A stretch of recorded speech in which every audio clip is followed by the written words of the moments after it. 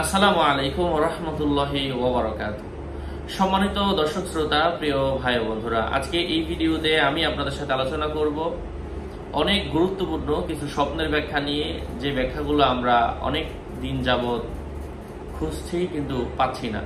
তাদের জন্য হচ্ছে আজকের এই ভিডিওটি। আলোচনা বুঝতে শেষ পর্যন্ত শুনবেন। যারা এখনো চ্যানেলটি সাবস্ক্রাইব করেননি, ভেরিফাই চ্যানেলের ডিসক্রিপশন বক্সে ক্লিক করলে আমার পেজ, আইডি, ইনস্টাগ্রাম এবং আমার আরেকটা চ্যানেল হাফসা বিনতে জুবাইর নামে ক্রিয়েট করা, এটা ছাড়া অন্য কোনো পেজ, আইডি, ইমো, হোয়াটসঅ্যাপ কিছু নেই। হ্যাঁ, নাম ছবি দেখে বিভ্রান্ত হওয়া যাবে না।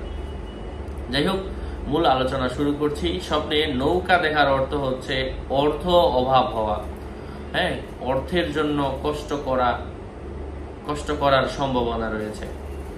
নৌকাতে অবতরণ করতে দেখার অর্থ হচ্ছে কষ্টময় জীবনের পরিসমাপ্তি হওয়ার সম্ভাবনা রয়েছে।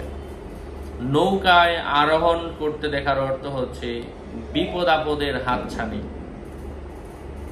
স্বপ্নে নৌকা ভাঙ্গা দেখার অর্থ হচ্ছে কষ্টময় জীবনের অবসান এবং তৎপর সাফল্যতা জীবনের মধ্যে আসার সম্ভাবনা রয়েছে।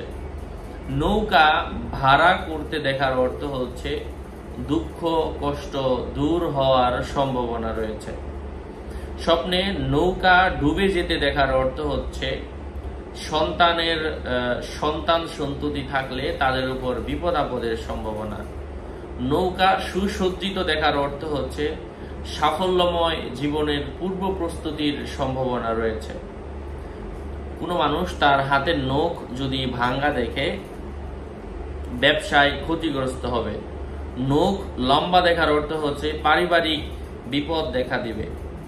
নদীর পানি প্রবাহিত দেখলে উপার্জনে বরকত হবে।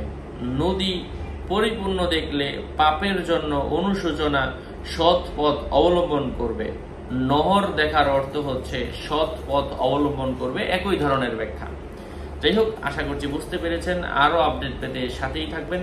আপনাদের মঙ্গল এবং দীর্ঘায়ু কামনা করে এখানেই শেষ করছি। দেখা হবে অন্য কোনো ভিডিওতে। আসসালামু আলাইকুম ওয়া রাহমাতুল্লাহি ওয়া বারাকাতুহু।